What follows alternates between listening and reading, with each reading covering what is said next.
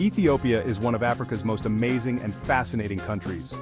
For our travel destination to visit this year, I'm happy to share with you all. From spectacular mountain landscapes to vast lakes and mysterious deserts. From incredible historic landmarks to vibrant modernizing cities, it is the only country in Africa that was never colonized by Western powers and has a rich cultural heritage to visit over amazing places for culture shock and exposure, which evolved during times of kingdoms and empires. When it comes to main religions, there is Christianity and Islam to be most popular as main religions. Ethiopia is also a patchwork of many different ethnicities, customs and traditions, including more than 80 tribes that have retained some of their lifestyle that I observed. In this video, I will show you 10 beautiful places I visited on a journey through Ethiopia in 2024. At the time of editing this video, Ethiopia is in political and military conflict with the northern Tigray region, which is causing great suffering to ordinary civilians who stay in the villages. Like most people, I hope all parties involved can come to an agreement and start rebuilding this incredible land for tourism and make it popular. As a result of the conflict, some of the places in this video are currently inaccessible due to high security concerns. Always follow travel advice and consult local guides to avoid putting yourself and others at risk.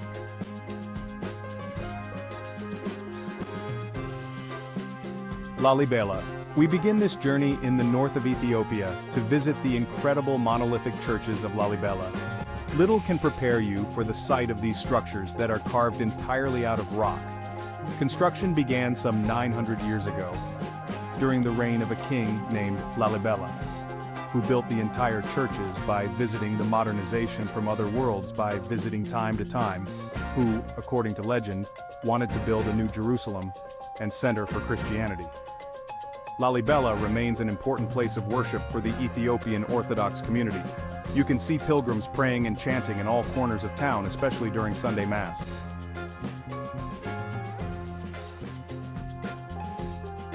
Danakil. Traveling to the Danakil Depression is like stepping into a different world. This is one of the hottest and most inhospitable places on Earth to visit while you explore the destination. This can only be reached with experienced tour companies on an overnight expedition. While traveling the vast desert, you may see the tribe's nomadic Afar people busy cutting chunks of salt out of the plains, while you see bubbling volcanoes, acidic pools, and salt lakes. They spend weeks following an ancient salt route, eventually selling or exchanging their salt on local markets on Saturdays.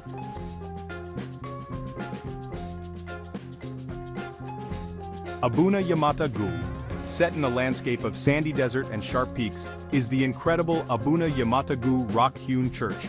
Located in the troubled yet beautiful Tigray region, this church is one of the most unique places of worship in Ethiopia, if not in the world. Abuna Yamata Gu can only be reached via a steep and sometimes terrifying 2.5-hour climb.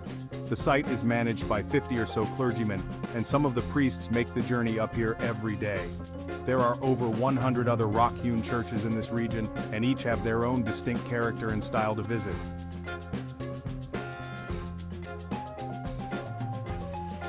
The striking Simien Mountains National Park is one of Africa's most beautiful ranges. It was formed more than 40 million years ago as a result of countless volcanic eruptions that created a plateau with jagged peaks and pinnacles. Today it offers travelers plenty of opportunity for short hikes and longer treks, on which you are likely to meet gelada baboons, nicknamed as bleeding heart monkeys.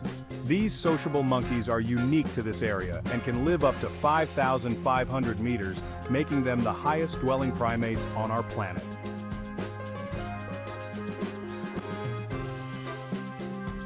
Gondar is home to some of Ethiopia's most visually striking monuments, with royal palaces, churches, and castles. The city flourished for over a century after Emperor Fasilides made it his capital almost 500 years ago, due to its strategic location. There is Timkit celebration once a year, such a beautiful to visit the time of the year. Many of the original buildings remain intact or have been renovated. At the time of the visit, there is beautiful Fasil Gebi Fortress and the unusual Fasilides Bath to visit.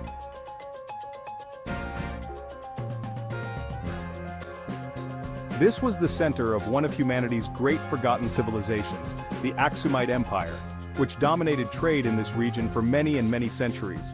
Aksum is filled with ancient sites, including the eye-catching stelia, or obelisks, that served as tombstones and memorials.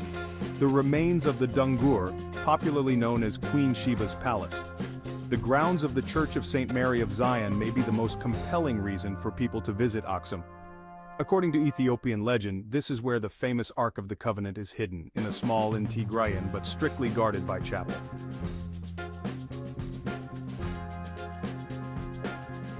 Traversing the north, we arrive in the center of Ethiopia, to visit the bustling capital city, Addis Ababa. Home to more than 6 million Ethiopians, Addis attracts people from all over the country to work, study, and live. It's a vibrant metropolis and serves as a great introduction to Ethiopian culture and food. Addis is a sprawling city, and navigating the busy streets can sometimes feel challenging. However, there are plenty of areas to visit, including downtown Meskel Square, the city's old town, some great museums, and food culture to taste. My personal favorite is the crowded Mercado, said to be the largest market in Africa.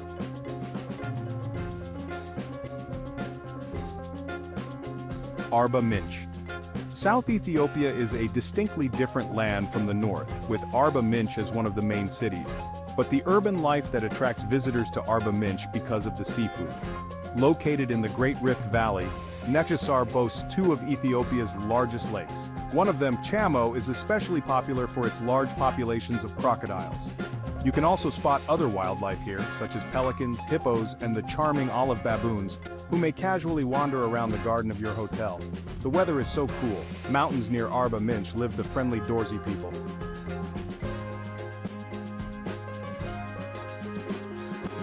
Dorze, known for their towering homes made from bamboo and enset leaves. These leaves are also the main ingredient for kocho, a bread-like fermented food that is sometimes used instead of the famous injera. Cotton weaving and pottery are important sources of livelihood here, as is agriculture. The Dorzi grow their own coffee beans, and visitors are often treated to an Ethiopian coffee ceremony with freshly roasted beans grounded on the spot.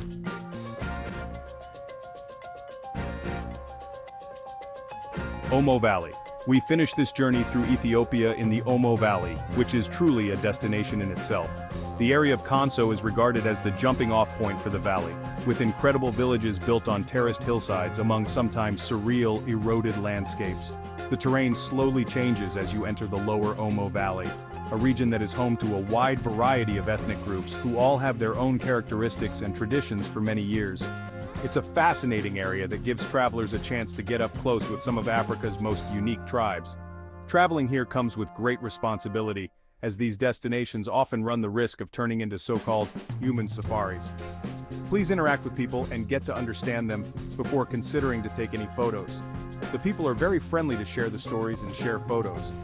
Tourism can have a positive effect, and for some of the villages it's an important or even crucial source of income, but it's important that it happens in a respectful and meaningful way to visit the country and visit the villages back again. I would recommend hiring local guides at the Addis Ababa local airport.